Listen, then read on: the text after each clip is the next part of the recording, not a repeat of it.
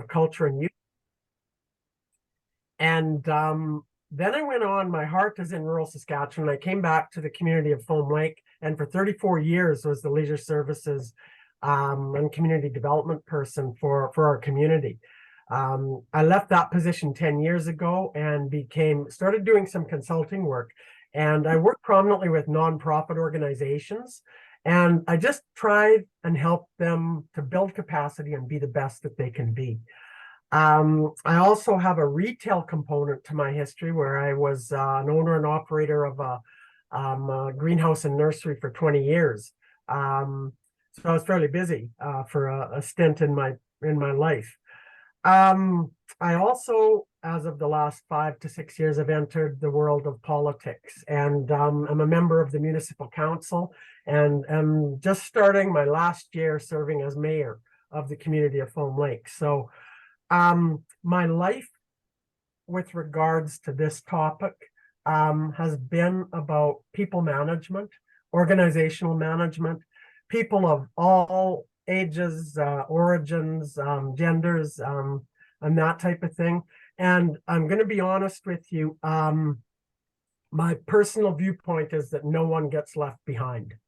And I was taught that. That's a foundation in my education, is that everyone participates if they so choose to, doesn't matter what. And so I think that's where my passion comes from for diversity and inclusivity.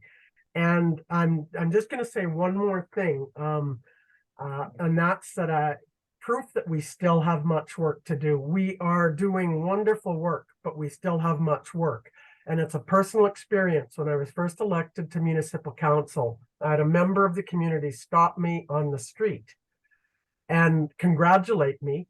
They were very happy I was now a member of council, and that was fine. But the individual then went on to say, I'm really happy because we need our own people running the town, not those people from outside. Well, you don't think that stopped me in my tracks? I think you could have picked me up off the street. So do we still have work to do? You bet we do.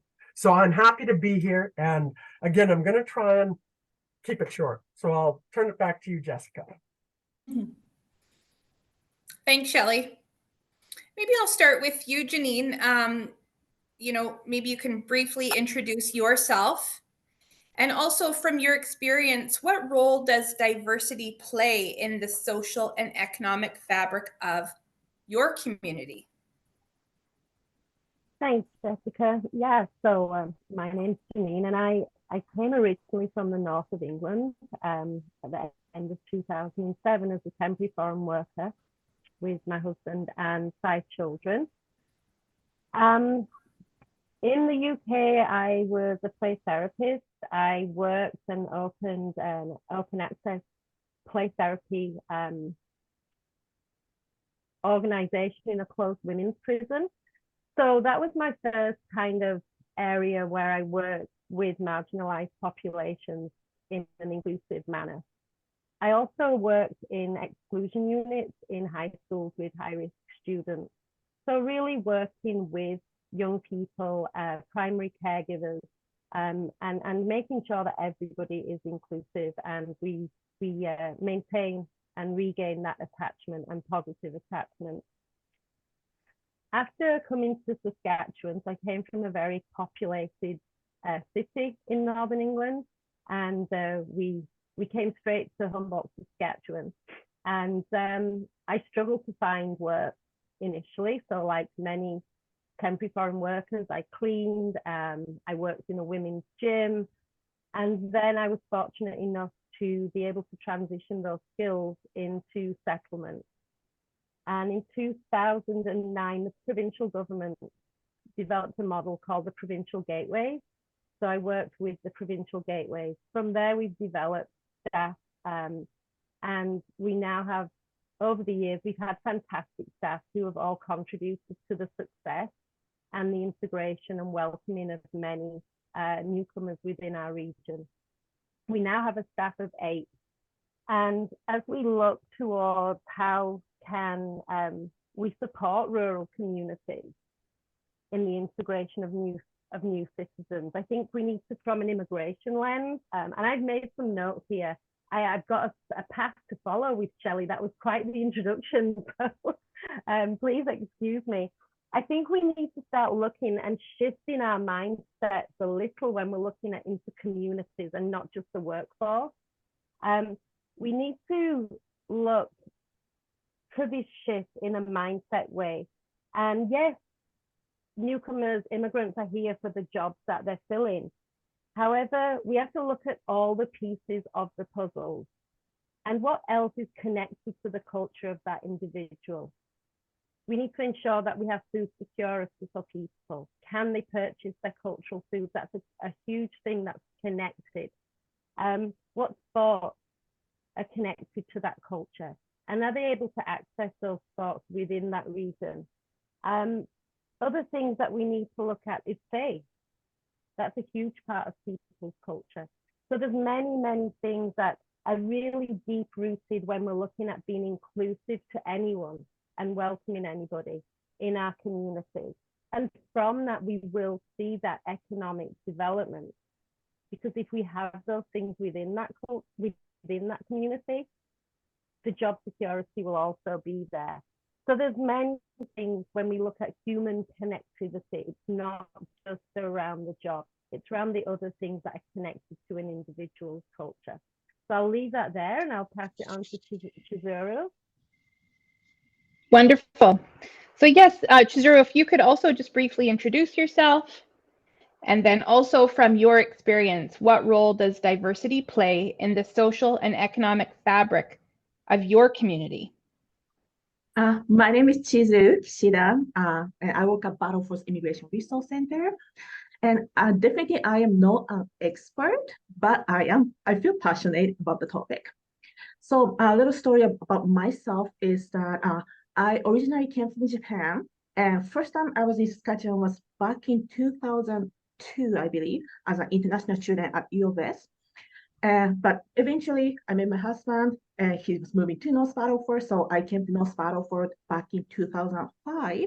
And at that time, there was not much diversity in smaller communities. But over the year, the Saskatchewan Immigrant Nominee Program had expanded, and I started to see more and more newcomers arriving to not only Saskatoon and Regina, but also in smaller community as well. So that has been a drastic demographic change over the years. And personally, as an immigrant, diversity enriched the quality of my life. For example, like it's easier to get Asian groceries or more option to eat out at the restaurant, different type of cuisine, and so on. So which was nice for myself as an immigrant, but also I feel that the community has become more normalized to have newcomers as neighbors, service providers, co-workers, classmates, friends. So I do feel that it has become more and more accepting. And I also, when I initially came, I also felt that I stand out very much, both in a good and bad way. But now I do feel so much more like feeling in, accepted, part of the community. And I started working at Battle Force Immigration Resource Center in 2011. And since then, diversity and community integration became not only my personal passion, but also it became my professional goal for the sake of like a better community, better society for my community clients. So yeah, so that's pretty much it. That's wonderful. Thank you. Shelley, in what ways can rural communities actively engage with new citizens to foster a sense of belonging and inclusivity? Well, before I get into that, there's one thing, I'm kind of a history buff, and I want to go back and just say that, this is not a new issue to our communities. And it's an interesting thing in our local history book. There's a local historian wrote this in 1985. And she stated, and she was referring to the time period of 1907, which was when our community was actually settled. And she stated some of the early settlers whose origins were other than British tended to remain within their own groups. The agricultural fairs gradually grew participants from all ethnic groups, and in the process, better understanding and mutual respect were gained through their interrelationships. The language barriers began to disappear, and sons and daughters of immigrants grew to accept and respect each other as community members and Canadians, regardless of racial origin. Now that just sends tingles up my spine, because if you closed your eyes, you could put 2023 as the date on that. With ethnic origins, because our communities have changed so much. And so I just wanted to share that with you, that in retrospect, 110 years later, we're somewhat going through a change in community again. And I totally agree with Chizuru. It's the rural areas. What we have noticed in the last 15 years is that anywhere between 30 to 40% of our populations are not settlement people. They are migrant or immigrant citizens. So I think, I'm just there, now I've lost my thing. Your question was, what ways can rural communities engage? Well, you know what, I think it's all about a sense of belonging. And I think that's the important part, is building relationships. And, people have moved here, and you'd think we should be better at this in today's world of communication, but we're the best communicators ever, and we have all the tools at our fingertips. But the fact is that we're the worst at connecting that we've ever been as well. And that seems to be opposites of each other. But I think we need to create that sense of belonging, where people are welcomed and acknowledged, so that they can actually start to feel to be a part of the community. How do you do that? I think it starts before people arrive in your community. People are checking your community out. They're checking your websites out. So, is your community webpage easily accessible, and is it up to date? Do you claim to openly embrace diversity and inclusion? People are looking for that. They're looking for signs about your community that shows that you actually are an inclusive community and a welcoming community. And also, do you walk the talk of inclusivity and diversity? And that shows through some of the posts in your social media or your local papers or that type of thing, by the things that are actually happening in your community, and the names and the people and the places. So once the people arrive in your community, do you actually have some type of a formal process to welcome people? And I was at a council strategic planning meeting last night, and one of our councils, we were talking inclusivity and diversity. And one of our council members said, we're very inclusive and we're doing a lot of things in that way, but you know what? We're not that welcoming. And we have a wonderful community, but there's a difference. You can be inclusive, but are we taking it the next step and actually walking the talk and proving that we're inclusive by being welcoming? And so I think, do you actually ask people what they need and require? If you guys go back and think of the old welcome wagon person in our communities years ago, they would take literally bagfuls of information to people's doorsteps, to new citizens. And you know what? They would give it to them whether they wanted it or not, instead of asking, what is it that you need from us? How can we help you? We don't want your 1,000 brochures about your 100 organizations. We want you to just ask us, what do we need help with? So, do you have networks in place to help make those connections? Those are questions I think you need to ask yourself. Mentorship programs, language programs. Can you pair people together once they get here to actually help them? We've all walked into a room as a new person where you don't know anybody. It's not a great feeling. Even if you're an outgoing person, it's not a great feeling. So put yourself in the shoes of people that are new to your community, and ask them what they should. How would you feel? What would you like done to make you feel welcome? Meet and greet social events. And there was a story I got told about 2 weeks ago. A community had a program, what they called Come and Go. And I know what my idea of a come and go is. It's like you come and you go or whatever. But no, this was an annual event in the community where they welcomed people that had come to the community. And it was people, not only people that had immigrated or migrated there or moved for work or whatever, but people that were born. They welcomed new children and new babies to the community. And then the going part, they actually recognized people that left or people that passed away in the last year. And I thought, what a heartwarming thing to bring the community together, and what a great way to meet and greet. And, I think, are you making your spaces and places feeling safe and welcome?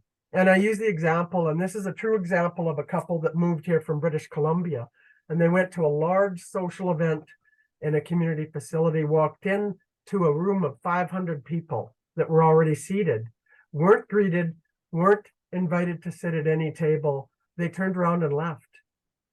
Now that devastated me when I heard that. So are you being deliberate in some of the things that you're doing? So, you know what, I think some of those types of things you need to make sure you're doing. And Jessica, if it's okay, I'm going to just touch on one initiative that our community has done that I think to try and bridge this gap. And in 2016, we initiated the Foam Lake New Citizens Initiative, because people were saying, we don't know who the people on our streets are anymore. We're broaching 40% new citizens in our community, and we aren't connecting with people. So what we did was we actually set up some goals and some outcomes on what we wanted to achieve.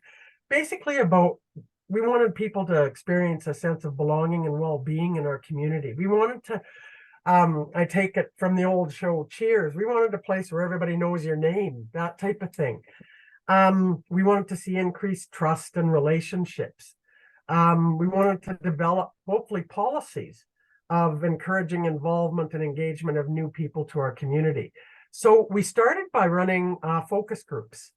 We set up focus groups with new citizens and said, how are you feeling? We asked a series of pointed questions, and we found some pretty disturbing things. We found, and I'm just going to grab a piece of paper here, we found people weren't feeling welcome, that if they didn't have a connection already to the community, they were feeling outcast, that local citizens did not always trust. There was a sense of, what are you doing here? That type of thing. There was some jealousy, if you will, and prejudice in the workplaces. And things like people actually said, you're taking jobs of Canadians. Now, how bad is that? Those things were really happening.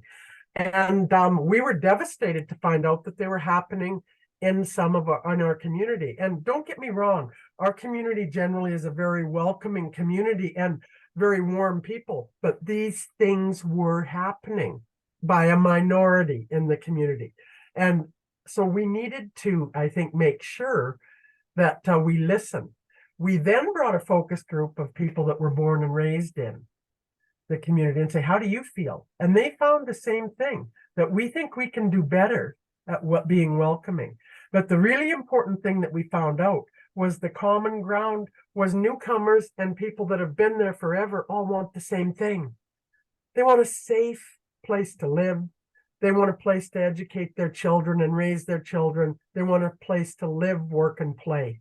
And they want quality of life. So there's the common ground. And from this initiative, I think a lot of really cool things happened.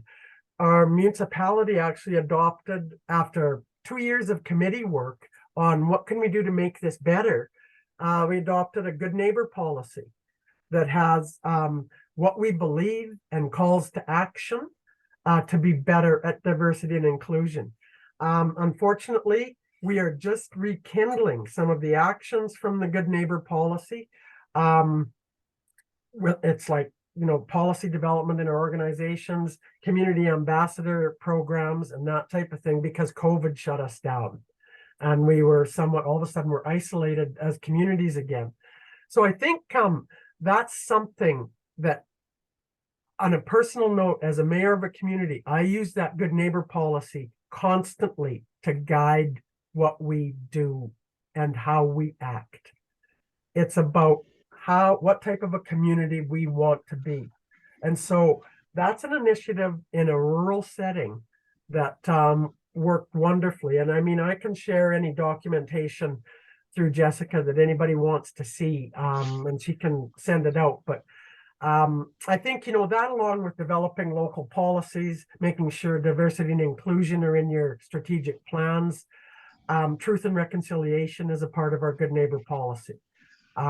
Those are all things that are important. So I'm going to leave it at that because I've already talked too long, but I am passionate about the work that we've done here. And you know what? We're never done, and nor should we be. It's constant. We have to keep at it because it's so important. Thank you, Shelley. Janine, I was wondering, so economic integration. What economic opportunities can rural communities create to support the integration of new citizens into local workforce? And how can businesses and local industries actively contribute to the economic well-being of diverse residents? Thanks, Jessica and Shelley. I just want to thank you for that. Some great input there from your community, and Foam Lake is part of our region. So I do want to touch on that, Jessica, if that's okay. Yes. Our main office is located in Humboldt, but we actually serve some very, very rural communities, Foam Lake being one of those communities, and we do work in their school as well. In fact, we were there just the other day. So our region covers the entire Horizon School Division, as well as the 2 Catholic schools within Humboldt. As a gateway, we serve and we work in partnership with employers, with communities, and our work is vast. So when I'm speaking, I can't speak to one particular community. I'm kind of speaking generically, if that's okay with the group here. So going back to your question, I did touch a little bit on the beginning part of that question, and when I was looking at them when you sent them to me, I did split them into 2. So I'm going to move on to the second part of that question about how can businesses and local industries actively contribute to the economic well-being of diverse residents. We've been doing a lot of work here, kind of organizational change, I would say it is in some way, because as Shelley said, you can't be stagnant. You have to shift. You have to be looking at how things are changing. And yes, this is not new. Some communities, some employers are doing fantastic work, and others are still in the process. They're asking questions.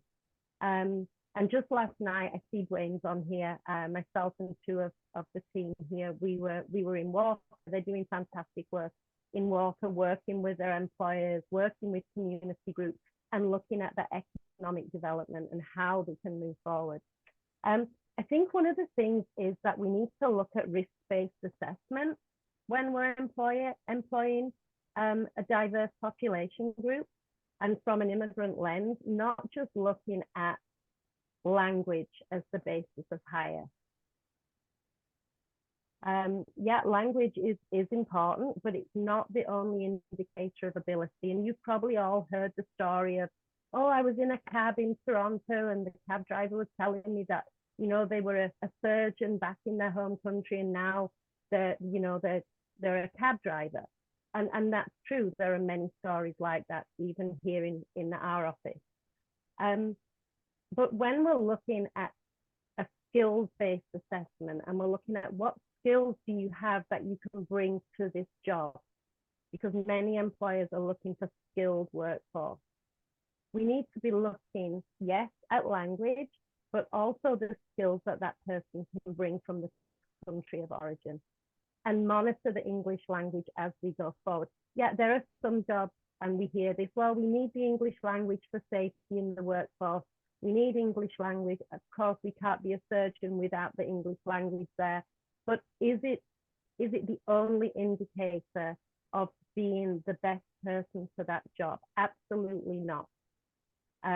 Throughout the history of our organization, we've had many, many people working here whose English is their second, third, fourth language.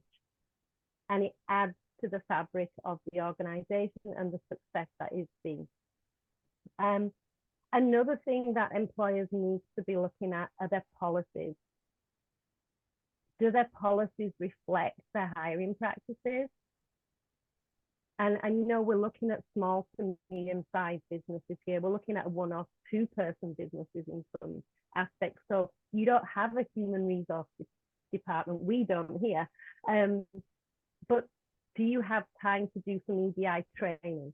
You know, we're the organization that can tap into other organizations to provide that for employers. Are your policies reflecting gender-based analysis plus? And do the staff that you're hiring actually understand that their needs are in those policies? And as we move forward, as we develop, they're the things that we need to look at. We need to be looking at policies and protocol movement in our employment here. So a couple of years back, actually, coming out of COVID, we did some research with youth in our region, and that was to look at their lived experience of COVID in small communities. And it quickly turned into their lived experience in general in small communities. And it was quite shocking. So the staff team, we developed a series of activities that we take out to schools, communities, employers, and the self-acknowledgement games. But one of the things that we really focus on and we're beginning to learn is that many employers don't understand, they don't know what intersectionality is. They don't understand how to develop policies that reflect the intersectionality of their workforce. And once that happens, it becomes a smoother transition to really embrace and welcome everybody into that employment sector. Now, I just want to touch very quickly on what Shelley was saying about belonging. And that's a key integral part of our strategic plan that we went through, is that everybody wants to belong. And a community is not just about the physical landscape that you live in. A community is your family. You want to belong in your family. A community is your workplace. You want to belong in your workplace. A community is your church group. You want to belong. So we all want to belong. Another thing that we cannot and we have to really focus on in all of our employment places is the relationship and the education between immigrants and Indigenous people. And again, as employers, that's something that needs to be built in. So I'm going to leave it with the policy part of thing. I do think that's something that employers in our region really need to be looking at. Jessica, That's wonderful. Yes. can I just make one comment with Sure. regards to Janine's? Mhm. Janine, perfect. You're right on. And you know, when you say the word policy, I am a huge policy person. I believe in policies that guide us, and I think what happens, and many of you here today may experience the same thing, is when you say we need to look at our policies, people back up. They're scared of the word even.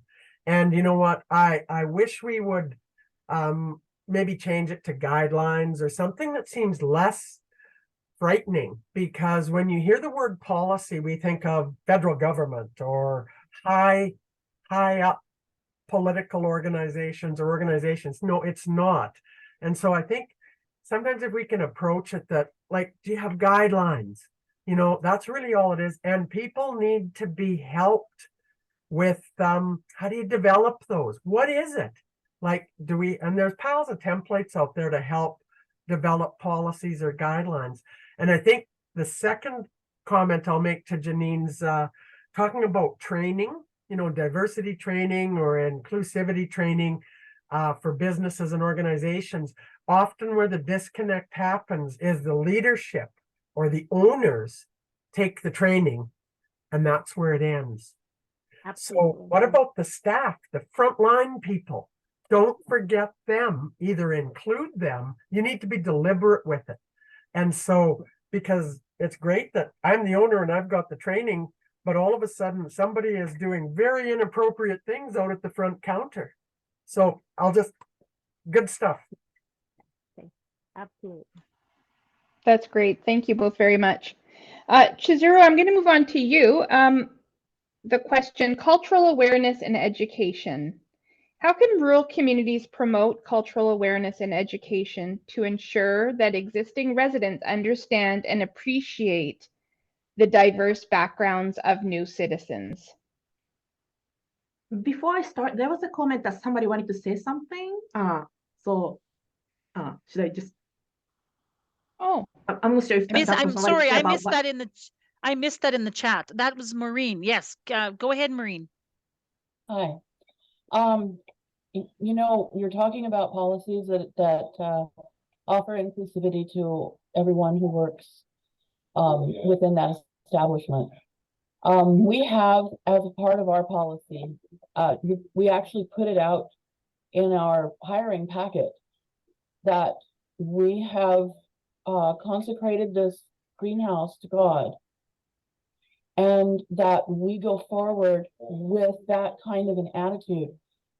Everything that you're talking about could be put down into a nutshell of love your neighbor as yourself and love your neighbor for God's sake. If people would just do what Jesus taught us, we wouldn't even have to have this meeting, because that's where this whole focus is. thank you, Maureen. I think we'll just move back over to Chizuru. Yeah. And did you want to answer that first portion of that question? Yeah, first I wanted to thank Shirley and Janine for excellent comments. Like, it was right on point and it was very inspiring. And for like cultural awareness and education, so I believe that community meetings and forums, including like this one, are excellent way to discuss about the topic and also to inspire each other in a positive and constructive way. And our center also have been involved in many of the local meetings as well. But also, this is my personal opinion, but I feel that these opportunities only attract like-minded people who are also interested and passionate about the topic. So, but please don't get me wrong, like, I still think that these opportunities are fantastic and very necessary. But at the same time, those who are not interested about the topic or even against diversity or inclusion won't even bother to take time to participate in such learning opportunities unless they just want to troll. So we need to think about like how to reach those people as well, not only the like-minded people. So generally speaking, casual and fun recreational events or activities are the easiest way to attract more and more people, but also to get deeper side of the diversity iceberg that's underneath the water. I believe that interpersonal dialogues and conversation at grassroots level will be crucial. And yeah, whether that just talking to friends, random people on the street, or even like your coworker at work. And yeah, I also really like what Janine said. Janine and Shirley said about the including that into the policy at workplace, and also like really love that part that not just the management level, but everybody need to be educated. And I also believe that the more people become ally and supporter of diversity and inclusive community, the bigger impact it can make different occasions. And this also includes speaking up when you see somebody saying something discriminatory or hear something. So that the more ally we have, the more impact that it can make in the community. And good thing about smaller community is that because we are so tight knitted, that it's even easier that you make more even bigger impact by your own action. Mhm. Are there any specific programs that, you know, in North Battleford or in communities near you that you've seen that help promote cross-cultural understanding?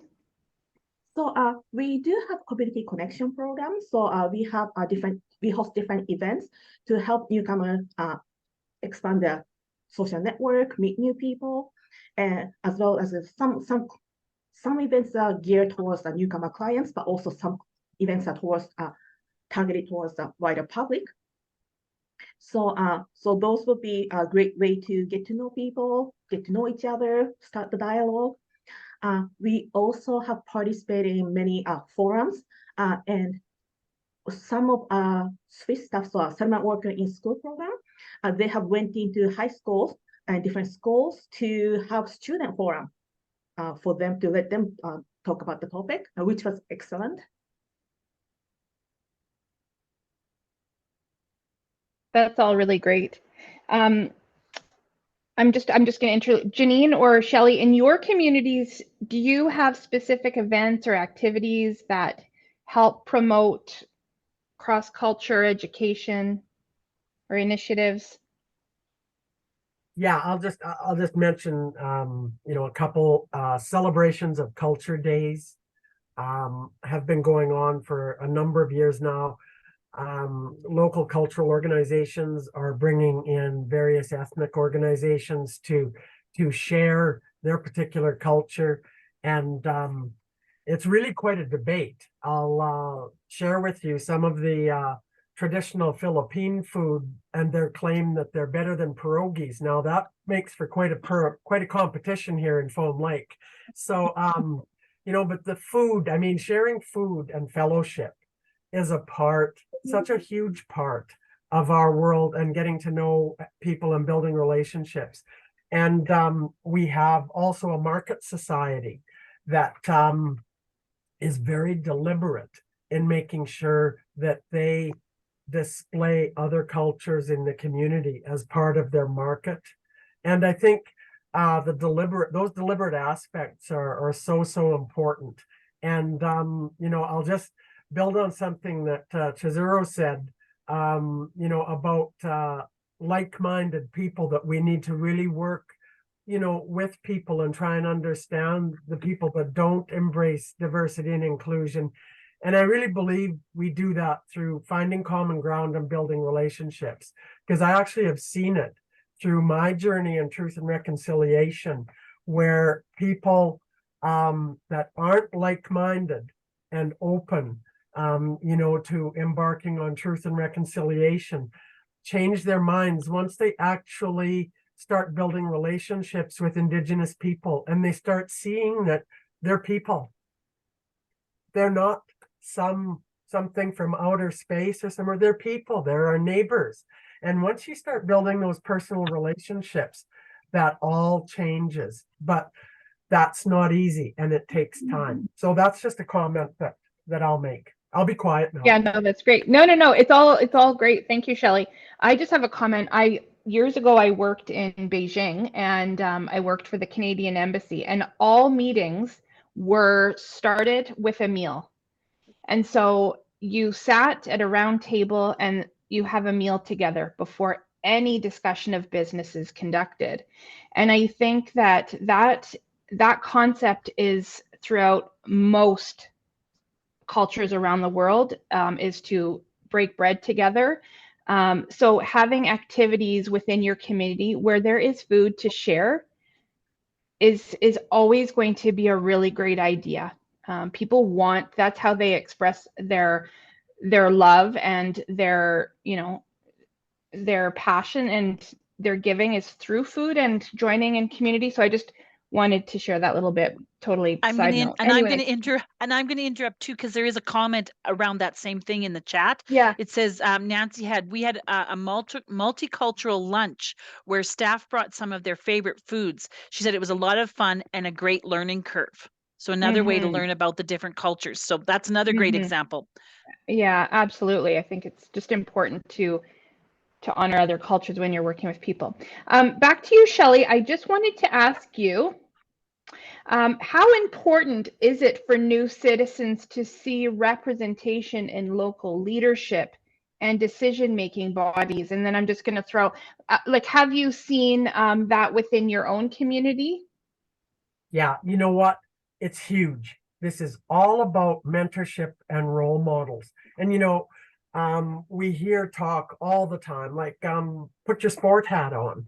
And you hear talk how important it is for young girls to see role models, to see women in certain roles in the community that they can aspire to.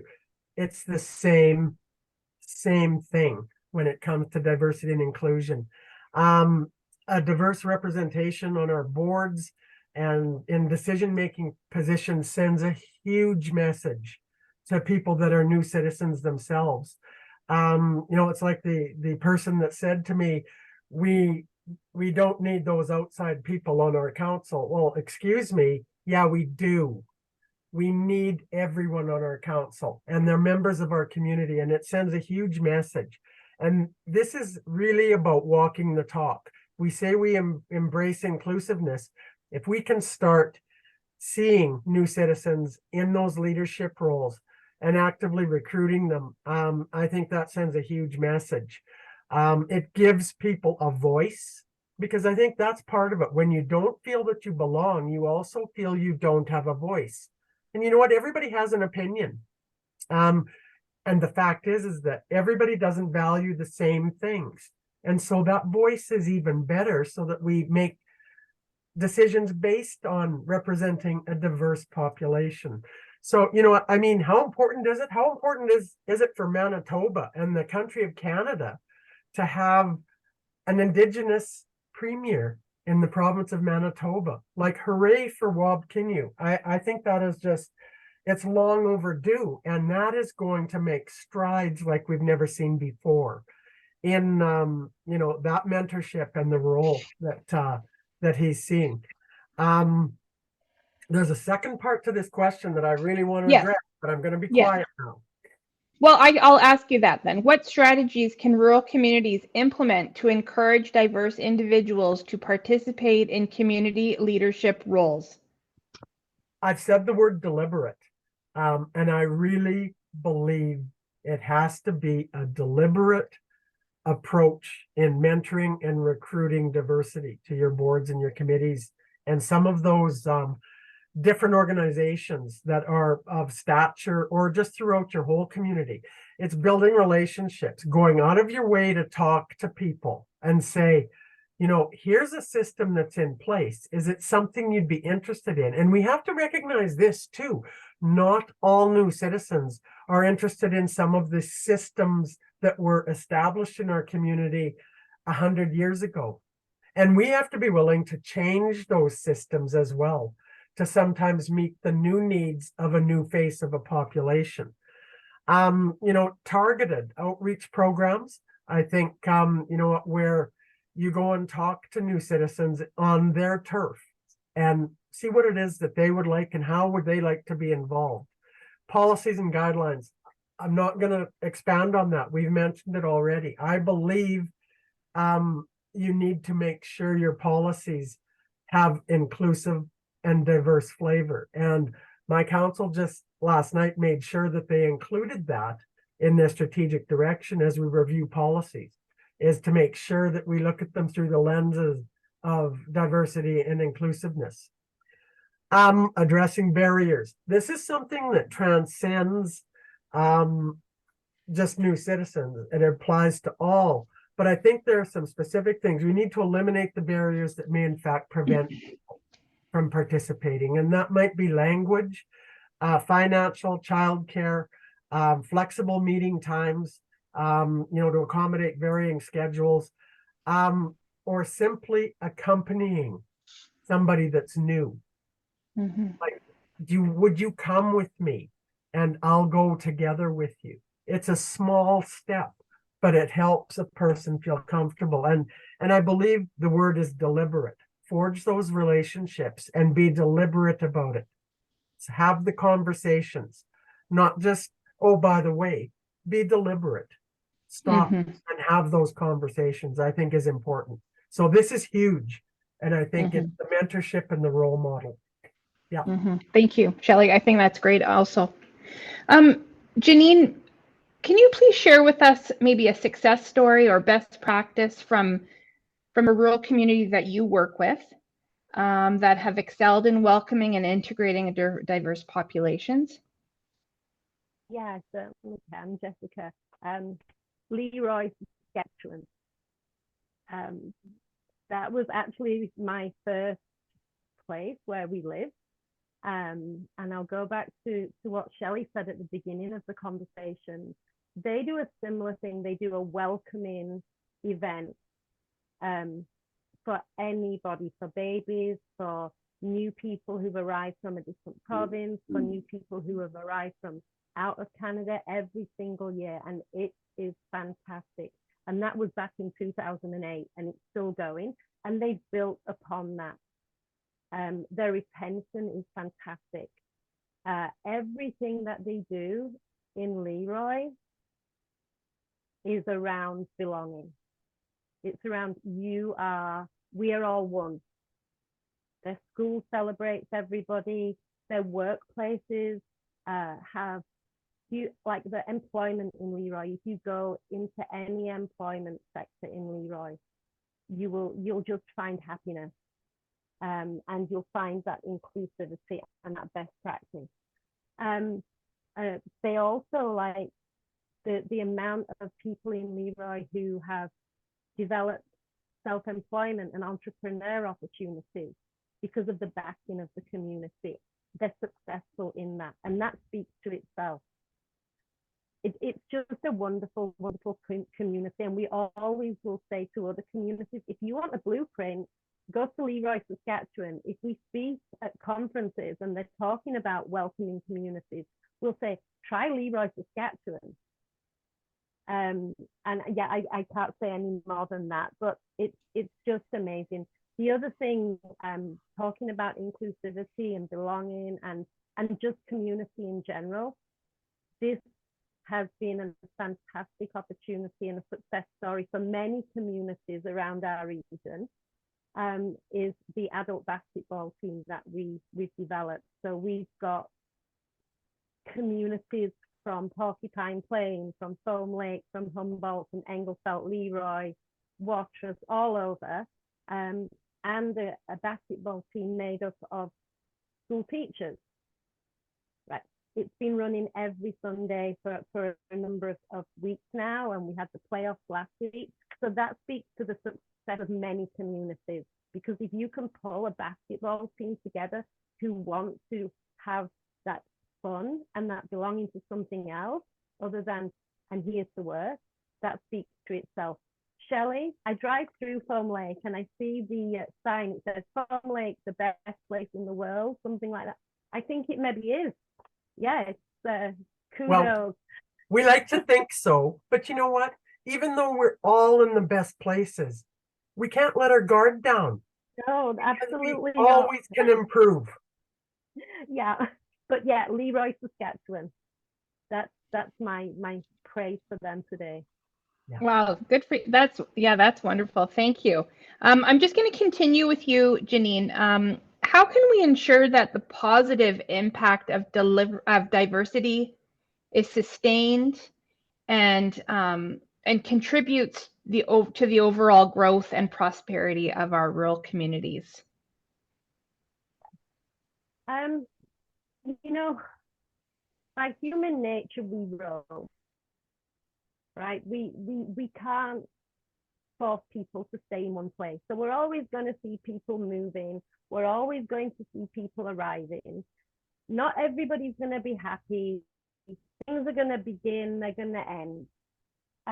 But I think it goes back to the integration and the belonging and the true welcoming, you know, public awareness of your community, developing and keep changing. There's a fantastic tool out there for anybody from communities here who are looking to shift gears, as it were. It's called Measuring Welcoming Communities. I can send the link to you, Jessica, and you can send it out. And it's a toolkit of what can you do within your community to become more inclusive and welcoming.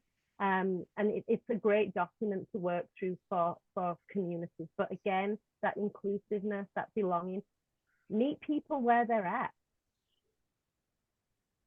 and welcome the whole person. Sometimes we have very high expectations of ourselves and of other people, and we need to take a step back and breathe a little bit. And you know, we have to learn to walk before we can run. We're not going to do everything right every single day. Are we going to make mistakes? Absolutely, yes. Are we going to keep changing? 100%.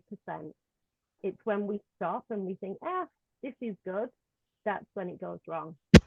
So keep growing, keep changing, keep asking questions, keep networking, and really just keep doing what we're doing. Thank you. I agree with you. And Janine was part of another conversation on diversity that I had a while ago, but you know, we were talking a bit about some of the different small businesses that are purchased on main streets by individuals from other countries. And I think it's just really important to educate your community about what the programs look like, why that's there, what the road to get there is. And I just think there's a lot of value in educating people before anything happens in order to remove any discrimination or, you know, opinions before it is there. So I just think I love the idea of educating your community and educating them as, you know, think if there's a big team of individuals immigrating to my community to work in the new Tim Hortons, well, I think that there should be maybe an announcement to the town, the community, letting people know this is happening, why it's happening, welcoming these people. And I just think if people know in advance, they're more, you know, they're more in tune, they're part of it, they feel connected already, welcoming people versus being caught off guard. You know, yesterday we were, I'll just finish, yesterday we were on a meeting with our funders, which is mainly the provincial government for our adult settlements. And many of you will have heard of the new program, the International Nurse Program, that's going on right now with the drive from the Philippines. And you know what? Hey, I'm sure we all know our governments make mistakes too. And that was the feedback that we provided to them, is that we need to know what's happening before nurses arrive. We need to know the communities that the nurses are going to before they arrive, so that we can prepare both the community and the welcoming. Part of our work now is pre-arrival. So we do a lot of work around that, but unless we as settlement providing organizations know what the communities need, and I see I have Eilish on here, who is our local immigration partnership coordinator. We have some great assets in our communities, but we also have many gaps. If we know the gaps, we can feed those to our funders, because they also need to make changes. So it's conversation, it's networking, it's communication. Thank you, Janine. Chizuru, I'm going to move back over to you. Maybe you could share with us a success story or best practice from your rural community that you've seen welcoming and integrating a diverse population. Yeah, so I'm sure everyone, including myself, want to hear and know, try this, it's going to solve all the problems, it's going to be fantastic.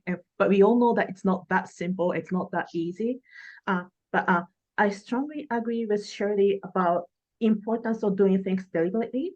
So our center hosts a lot of events, cultural events, which involve food and music and dances, and which is great opportunity to get people together. But that shouldn't be the goal of those events. Like, those are the means of the event, but the goal should be to get to know each other, build a relationship, and so we always have to keep that in mind, that it's not just people come together, sit by themselves, just eat food and go home, but do it in a way that we can facilitate for the opportunity for people to get to know each other, have a good time together. And like I said earlier, community meetings and forums are very important and also very helpful to have constructive dialogue and also to inspire each other. But also, like I said earlier, not everybody chooses to attend in such opportunities. So because of this, I also think that diversity workshop at workplace or even at school, where people are kind of obligated to attend, would be a helpful occasion to reach those wider public, whether people are interested in the topic or not. And I also believe that during such occasion, it would be important to focus on the benefit of diversity and inclusion, but also to give the opportunity for everyone to express their opinions and concerns, if there's any. So for example, if somebody says like, why do we have to be welcoming? Like, I don't support diversity because immigrants are taking our jobs. And again, when you look at things from one point, it could be considered as a valid point from that point of view, but but instead of just discussing, oh, you're just being racist, you shouldn't be such things, but like, maybe from his point of view, it's a valid concern, right? But having discussions and having a talk, we can also talk about, okay, yeah, maybe there are a lot of immigrants that are working in smaller communities, but we can also look at but we also, immigrants are feeling labor shortages in aging society in Canada. They're bringing skill sets and assets. They are being taxpayer and generating more revenue to the country and the community, which will benefit everyone in the community. And also many businesses are created by newcomers, so creating more job opportunity for everybody else. So there are, even looking at one thing, but it could be looked at very different angles. And once that person started to see things from different point of view, maybe that person may still hold on to their opinion, which they're entitled to, but now they must start seeing things from a different side of view. So getting everybody included in the conversation, especially the one who are against diversity and inclusion, would be very important, I believe. And another thing to keep in mind is that integration requires effort from both sides of us and them, whether we're looking at the country of origin or culture, gender, belief, etc. And even those who are marginalized can be the perpetrator at the same time.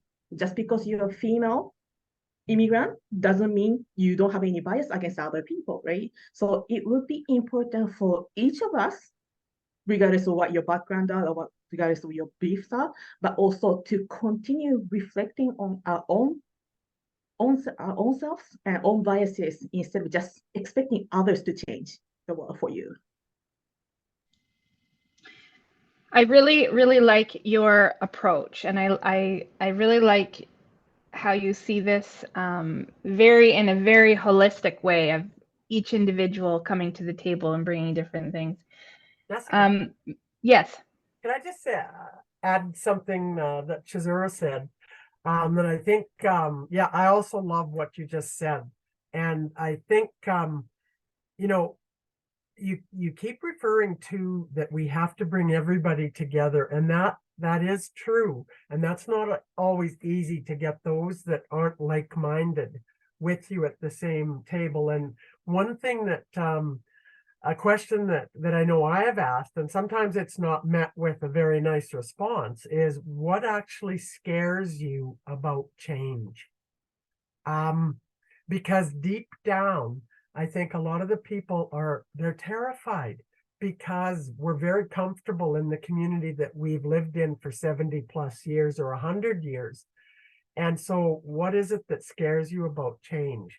Because I know I had when we were rolling out the initiative, Foam Lake New Citizens Initiative, one person said to me, I don't see what all this is about. Why we have to have inclusivity programs, because the people 100 years ago figured it out.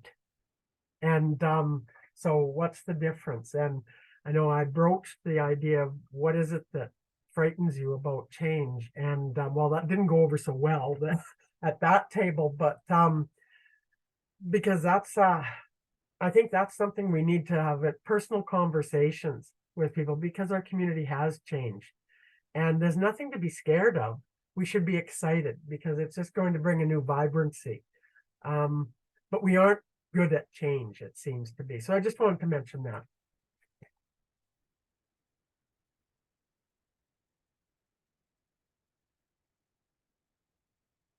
You're muted, Jessica.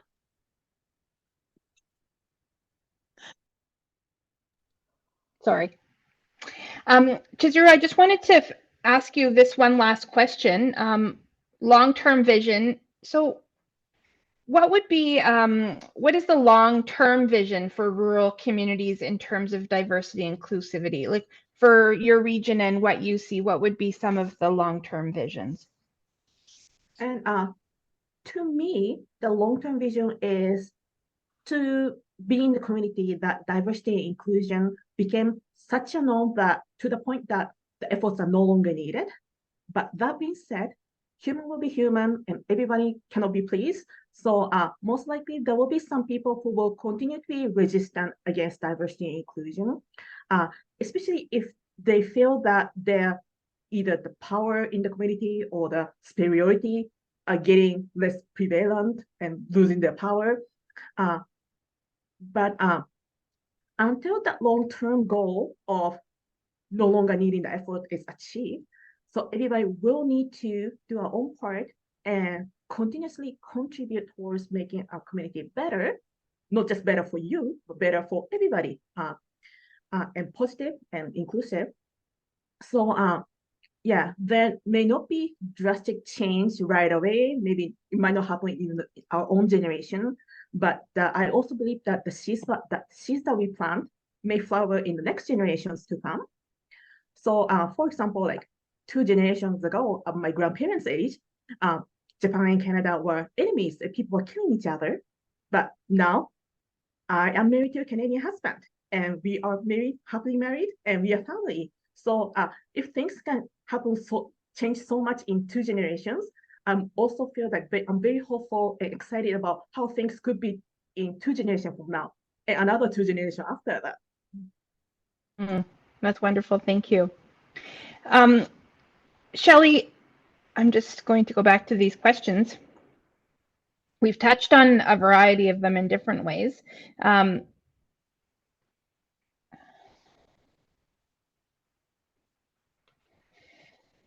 We talked a little bit about policy and advocacy, but are there specific policies or advocacy efforts that have proven effective in creating an inclusive environment for new citizens in rural areas that you've seen?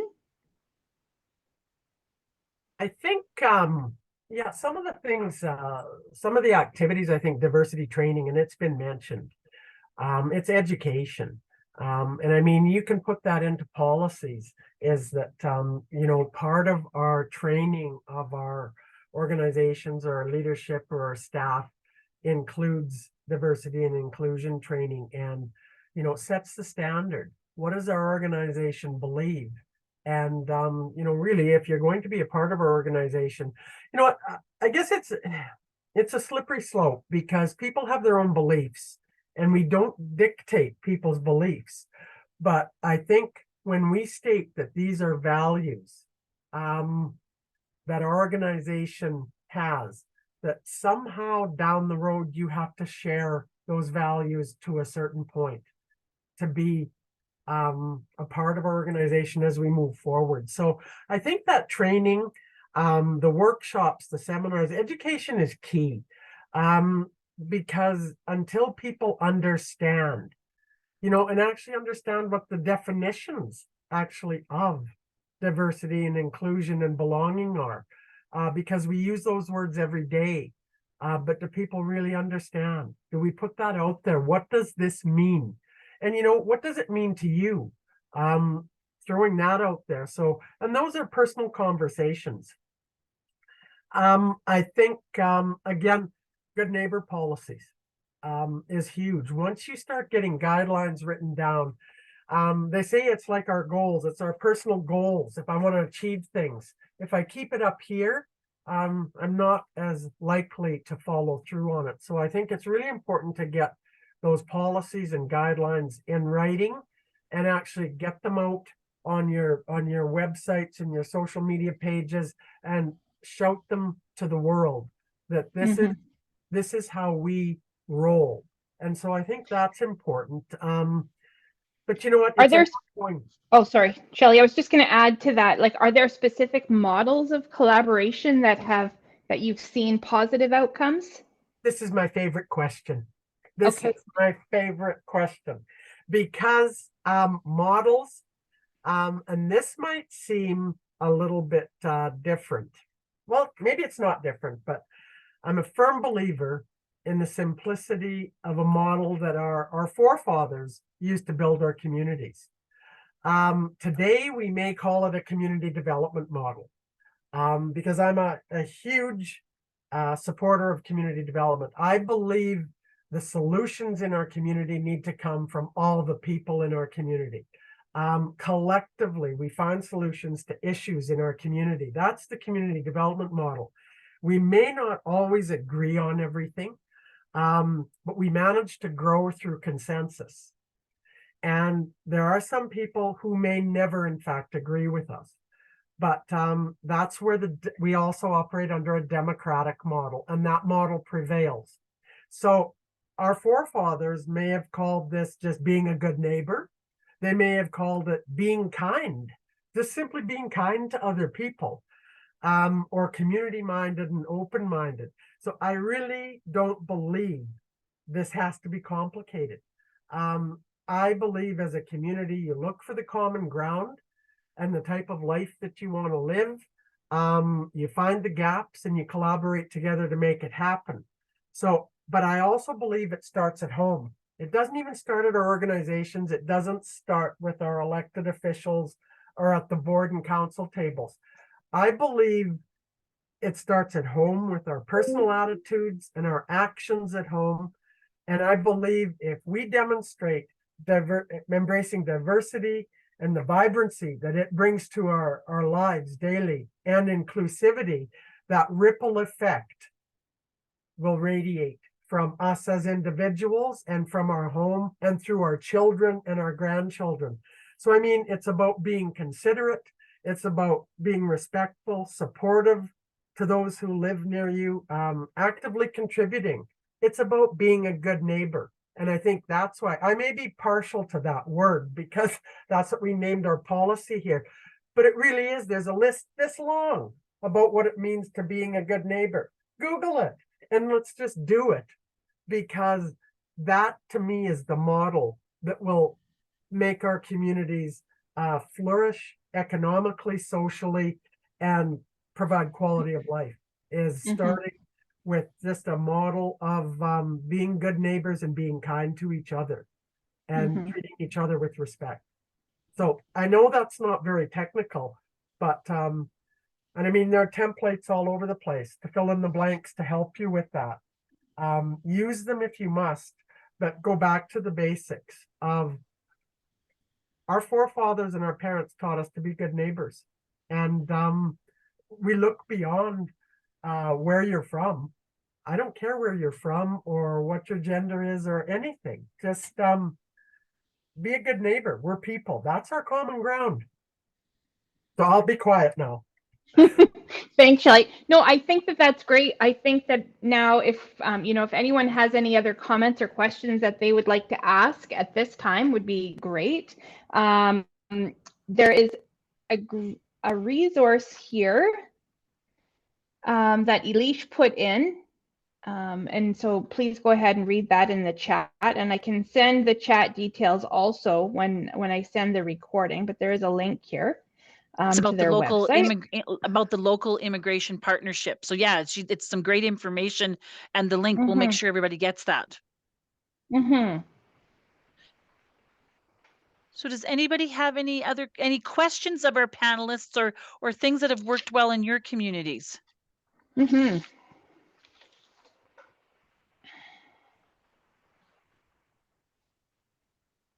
I'll say something.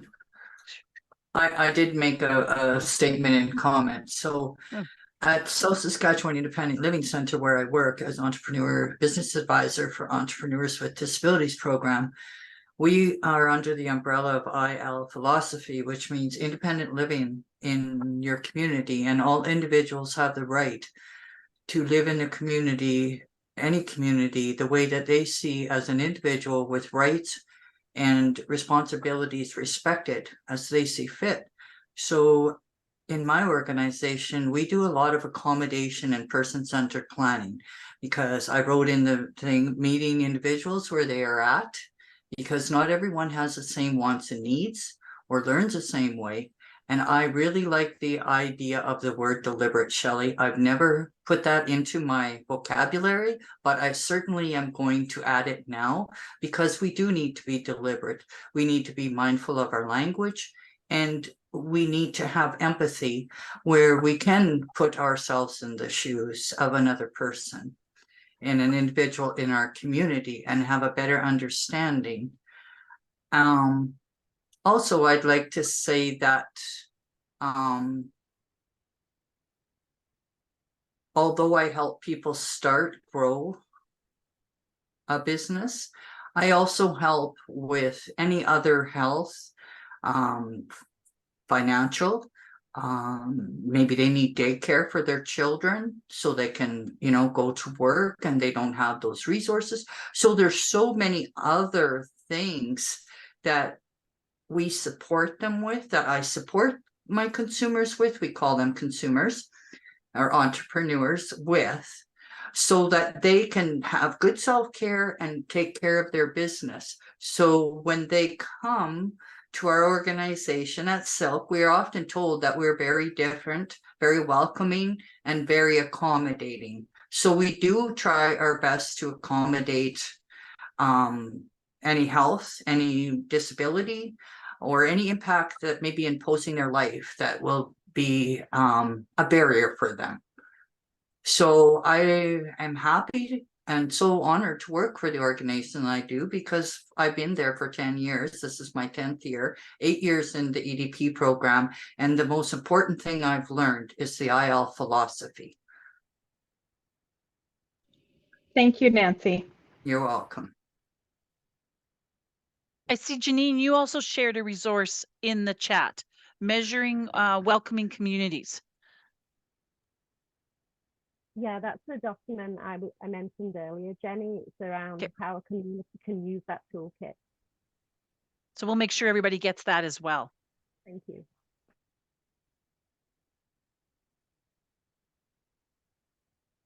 Does anybody else have comments or questions? So Hi, this is Alverja. Sorry, go ahead. No, go ahead. Go ahead. Okay, I'm gonna put my video on. I'm just in my basement, so. Hi. So I just wanted to echo on whatever Shelley and the rest were saying as well, and I think it's very important to have that conversation about diversity and inclusion. I am working on a business plan for myself where I actually want to reach out to employers where I can have something like that, because I'm doing it from a recruitment side of things. And one of the things that I want is that what people throughout the years while I was working in Sacrament has always talked about was the workplace culture. Workplace culture compared to what they used to, and feeling disrespected or not disrespected. And what I've also seen throughout the years is when something big happens or something in the community, we tend to forget what ethnicity looks like for other people as well. You've got one or two people that feel not included as much in the community because maybe there's not sports groups planned for them, or people are focused on one specific group and not the other groups and stuff like that. So Brenda Schrader actually reached out to me once, and she's like, I think you'll be good person to talk to people, obviously because of visible minority, to be part of their organization as well. And I felt honored for that, because I feel like sometimes when we look across the board, you don't see many people looking like me, or you don't see many people in communities or sports groups as well. that looks like me. You know what I mean? So when Shelley was talking about deliberate, that really hit the spot, because I think we can all have these policies in place, these programs in place, but how will it benefit me? Because I'm going to put myself out there to be in a place where I am not, once again, I might not feel welcome, or I might not be welcome. I might feel uncomfortable. My anxiety might be up here, so I don't feel comfortable with that. And I feel like when it comes to people and being inclusive, it should be asked from all newcomers' point of view.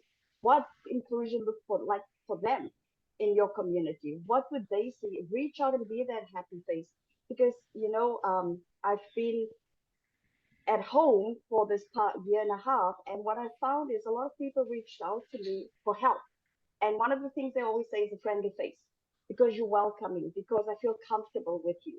And I think one of the things is that as community members, that's one thing we should remember. Like, not everyone can do it, or don't feel as welcome when they walk into organizations, because people assume that they should be okay, and they're not. So I don't know if it makes sense, but I try to catch up as much as I can. And I think that's one of the focus, like I said, is one of the things that I want is the inclusion, and in the workplace as well. And that's what I want to focus on now. Mhm. Thank you, Wonderful. Elvish. Thank you. Can I just add on to that? I do agree that I think we should like ask the people, like newcomers, minorities, what they want, or like how they see inclusion to be, which is why like the local immigration partnership, we actually have like an ethnocultural advisory table, and the whole point of that is to get their input on what the LIP is going to do. So we have like a partnership council where we have stakeholders and organizations, and we come up with strategic plans to fill in the gaps. Whereas the ethnocultural advisory table, we just get their input on like, okay, like what do you think the gaps are? What are things that you struggled with? And things like that. So yeah. Great. That's great. Yeah. We've had a wealth of knowledge today. This has been Mhm. very informative. I hope everybody's got something out of today. And thank you so much to our three panelists. You all came with such great knowledge. That's wonderful. Mhm. Again, thanks everyone for joining us. This has been part of our economic development series. Our next one is volunteer management, which is in January. We'll have Shelley back then. So this has been great. Thanks everybody. Have a wonderful day and a wonderful weekend, and thanks for joining us. And we will send out. Is there a survey going to pop up when everybody signs off?